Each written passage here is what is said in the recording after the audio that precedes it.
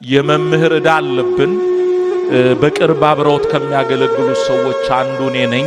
መምህር ዘላለምንና እሱን የመሰሉትን ከምን ጊዜውም በላይ አጥብቃ የምትፈልግበት ጊዜ በቁሟ እየነደደች እየታረደች እዚህ ለአገልግሎት ሲመጣ የሚመጣበትን ሰዓት አይናገርም። ራሱ ነው ትኬት ቆርጦ የሚመጣው። ሲሄድም ደግሞ ያወጣውን ወጪ እንዳይሸፈንለት ሳይናገር ነው ሹልክ ብሎ የሚሄደው። ስለዚህ የሱ ዕዳ ስላለብን ሺምባ ብናፈስ ምንም የምንከፍለው ነገር ስለሌለ በብፁዓን አባቶች መሪነት እዛ ቅድስት ሥላሴ ፊት ለፊት ቦታ ተሰጥቷል። የሚያርፍበት ቦታ ተሰጥቷል። እዛም ቦታ ላይ እዛ ካለው ኮሚቴ ጋር ተናበን መስራት የሚገባንን ስራ እንድንሰራ ዜል ተዘጋጅቷል። እየሰማችሁ ነው። ዜል ተዘጋጅቷል። ነገር ግን በዜል ገቢ ሲደረግ ለመምህር ዘላለም የሚል ምክንያቱ ለምን መባውም አስራቱም የለቱም ነገር በዛው በዜል ስለሚገባ ለመለየት እንዳይቸገሩ ለዘላለም እያላችሁ ከስር ትጽፋላችሁ። ምናልባት ለኮሚቴዎች ደግሞ ጥናት እንድታደርጉ የምፈልገው ትላንትና ማሳሰቢያ እየሰጠው መጥቶ እያለቀሰ የሄደ ሁሉ እየሰጠነውና እንደዛ አይነት ነገር ካላለ የገባበትንም ሰዓት ደግሞ ታሳቢ ተደርጎ የገባውን ነገር ትኩረት እንዲሰጥበት በዚሁ ጥቆማ ለመስጠት ነው። በኋላ ትምህርቱ ከተሰጠ በኋላ መዝሙር እየተዘመረ የተዘጋጁት የኮሚቴ አባላት በመካከላችሁ ይዞራሉ። የምትችሉትን ነገር እንድታደርጉ ለማለት ነው። ከዚህ በመቀጠል ካልተሳሳትኩኝ ከ30 እስከ 35 ዓመት ባልተናነሰ ጊዜ ውስጥ አብረው ያገለገሉ ልደታ ሁለቱም ፕሮግራም እንደነበራቸው በአንድ ዘመን አስታውሳለሁ። እኔ ሜክሲኮ ነበር ምኖረውና አንዳንዴ ክፍለ ሀገር ካልወጣው ሁለት ሰዎችን ልደታ እየሄድኩ ከምመኑ ተቀላቅዬ ያዳምጣለሁ። የመጀመሪያው መምህር ዘላለም ነው።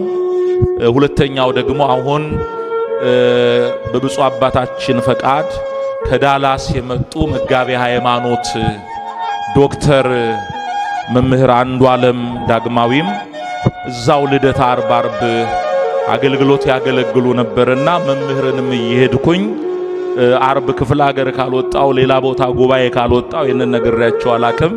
እየሄድኩ ቁጭ ብዬ ከመመናኑ መካከል ወንጌላቸውን አደምጥ ነበርና የረጅም ዘመን ባልንጀርነት አላቸው። በአገልግሎት ይታወቃሉ። አሁንም ከዳላስ ወደዚህ የመጡት ስለ ወንድማቸው ፍቅር ነውና በብፁዕ አባታችን ፈቃድ የዕለቱን የወንጌል ትምህርት እሳቸው ያስተምራሉ። እንደ እግዚአብሔር ፈቃድ ይህን እንቁ ወንድም ሕይወቱን አገልግሎቱን ሁለንተና ማንነቱን የሚገልጥ አንድ የቅዱስ መጽሐፍ ኃይለ ቃል ለበረከት ያህል የወንጌል ሰው የቃል እግዚአብሔር ሰው ስለሆነ እሱን በማክበር እሱን አሰማለሁ። ውስተ ኩሉ ምድር ወፃ ነገሮሙ እስከ አጽናፈ ዓለም ወፃ ነገሮሙ። ድምፃቸው ወደ ምድር ሁሉ ቃላቸውም እስከ ዓለም ዳርቻ ወጣ ይላል መዝሙር 18 ቁጥር 4።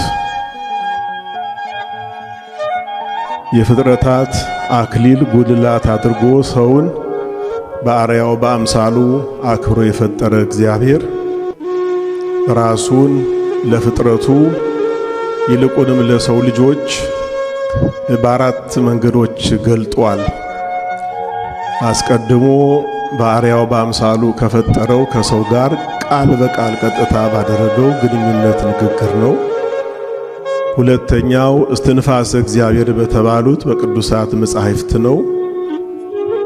ሶስተኛው በስነ ፍጥረት በእጆቹ ሥራ ራሱን ከመግለጥ ጋር በየዘመናቱ ባስነሳቸው መልእክተኞቹ ምርጥ ዕቃዎቹ ድምፁን፣ ፈቃዱን፣ የልቡን ሐሳብ፣ የልቡን ምክር አስረድቷል፣ ገልጧል።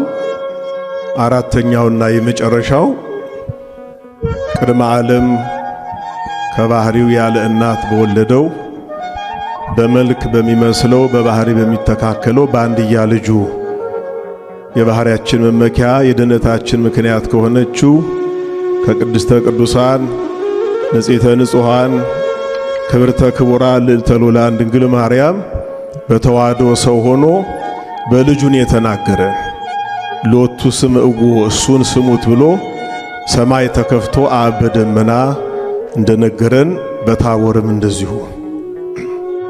ስለዚህ ሰዎች እግዚአብሔርን ወደ ማወቅ እንዲደርሱ ቃለ መምህራንና ቃለ መጻሕፍት በእጅጉ ያስፈልጋሉ። በአዲስ ኪዳን የምስራቹን ወንጌል የሰላሙን አዋጅ ከቅድስት አገራችን ከኢትዮጵያ ጀምሮ እስከ ዓለም ዳርቻ ድረስ በቅንነት፣ በታማኝነት፣ በሃይማኖት፣ በሕይወት፣ በትሕትና ያደረሰ የገለጠ በብዙ ያገለገለ መክሊቱን አብዝቶ ያተረፈ ታማኝ አገልጋይ ታማኝ ወንድም ነው የመምህር ዘላለም ወንድሙ ወልደ ሰማዕት። ከሹመት ከሽልማት ከከንቱ ውዳሴ ከፍቅረ ነዋይ ከፍቅረ ሲመት በጣም ርቆ ለዓላማው ተጠንቅቆ የብፁዓን አባቶችን የካህናትን የሊቃውንትን የመምህራንን ድምፅ እየሰማ ምእመናንንም ሰንበት ተማሪዎችንም በቤተ ክርስቲያን ዙሪያ በዓለም ዙሪያ ያሉትን ሁሉ በእውነት በስፋት በትጋት ያገለገለ ነው። ሁልጊዜ ሲጮህ የነበረ ታማኝ የቤተ ክርስቲያን ድምፅ እንደተቋረጠ ነው የሚሰማው። እንደ መለከት በኃይል ጩህ ድምፅን አትቆጥብ እንደተባለ ወንጌል የተሰጠው መሆኑ ሳይሆን የሚገርመው እሱ ራሱ ለወንጌል የተሰጠ ሰው ሁለንተናው ለወንጌል የሰጠ ሰው ለወንጌል የተለየ ፍቅር የተለየ ክብር ያለው ነው። ቅድም መርሐ ግብር መሪው መጋቤ ሃይማኖት እንደተናገሩት አገር ቤት በገጠርም እንደዚሁ ነው፣ በከተማም እንደዚሁ ነው፣ በአገር ውስጥም በውጭውም ዓለም እንደዚሁ ነው። በራሱ ወጪ እንደ ጧፍ እንደ ሻማ እየነደደ ለብዙዎች ብርሃን የሆነ ሰው ብዙዎችን ወደ ሃይማኖት ወደ ወንጌል እውነት ወደ ተዋህዶ እውነት ያመጣ ያሉትንም ያጸና የብዙዎችን ጨለማ በቃሉ ብርሃን ያበራ የቤተ ክርስቲያን የቁርጥ ቀን ልጅ ነው፣ ወንድም ነው፣ አርበኛም ነው። እንግዲህ በእኛ አገልግሎት ዘመን በሀገራችን የመንግሥት ሥርዓት ተለዋውጧል።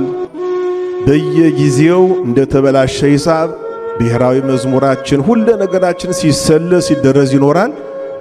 አንዳንድ አገልጋዮች በወቅቱ የሚቃኙ የመድረክ ሰዎች አልፎ አልፎ አሉ። ወንድማችን ጋር እንደዚህ ይል ማንም መጣ ማንም ሄደ የነበረችውን ለወደፊት የምትቀጥለዋን አንዷን ቤተ ክርስቲያን ብቻ ዓላማው አድርጎ የኖረ የእውነት ወንጌል የክርስቶስን ወንጌል ነገረ ሃይማኖትን ነገረ ተዋህዶን ነገረ ድኅነትን ክብረ ቅድስት ድንግል ማርያምን ነገረ ቅዱሳንን ክብረ ወንጌልን ነገረ መንግሥተ ሰማያትን አስፍቶ የገለጠ ነው። ቋንቋ የለውም፣ ብሔር የለውም፣ መንደር የለውም፣ ወንዝ የለውም፣ ተራራው የለውም። ሁለንተናው ቤተ ክርስቲያን ብቻ ናት። አሐቲ ቅድስት ኩላዊት ዓለም አቀፋዊት ቤተ ክርስቲያን ብቻ እና ከትናንት ሰንበት ጀምሮ ወደ ሰማያዊቷ ቤተ መቅደስ ወደ ሰማያዊ ቅዳሴው ተሸጋግሯል። የመጨረሻውን ቅዳሴ ከዚያ በፊት ባለው ሰንበት ፈጽሞ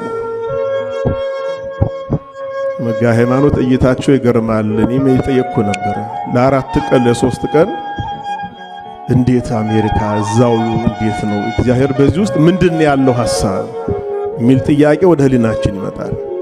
እውነታው ቅድም እርሱ የተናገሩት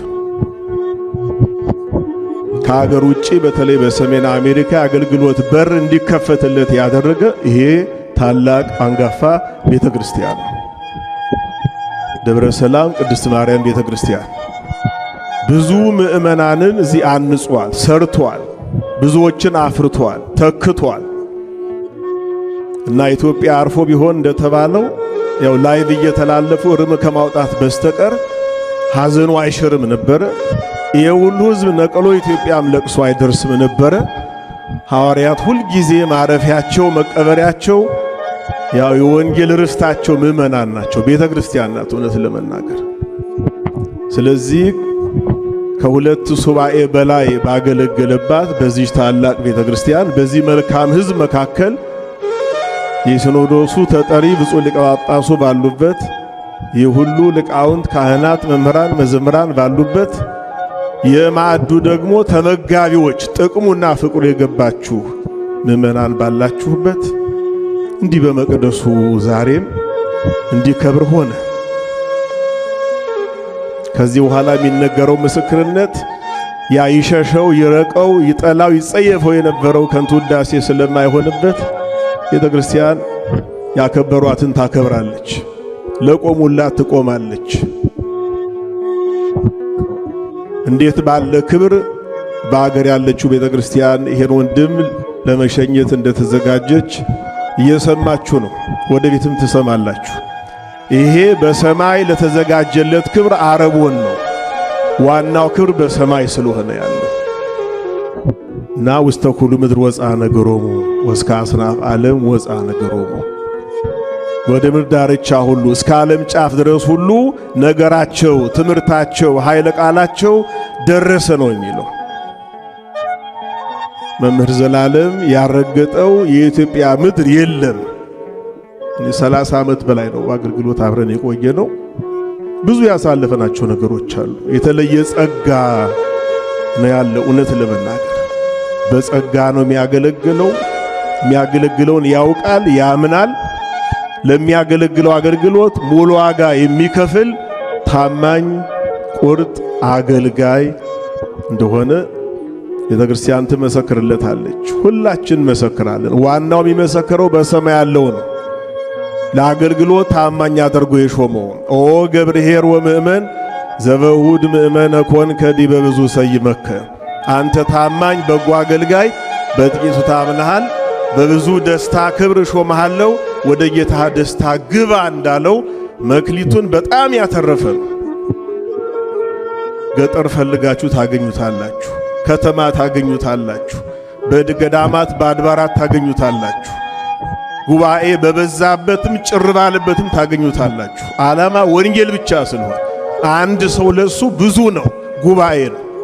ጊዜ ሰጥቶ ያስተምራል፣ ያጽናናል፣ ይመከራል። እግዚአብሔርን ሁሉ መዝግቦለታል።